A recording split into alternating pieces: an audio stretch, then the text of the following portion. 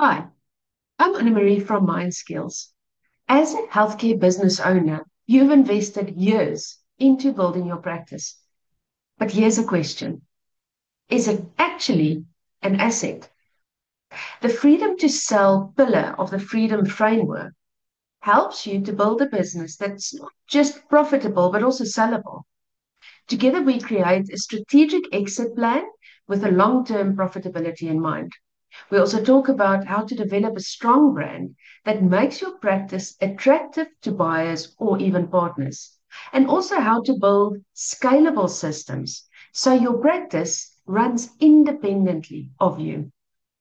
Even if you never want to sell, you will be building a business with longevity and with legacy, one that gives you options, security, and of course, freedom of choice. Because a practice that can run without you is a practice that can truly reward you. If you would like to see how your practice is currently performing, fill out the practice audit. It will immediately give you a report of the health of your practice. You will be able to see which areas you need to focus on, and it will also give you clarity on your priorities moving forward.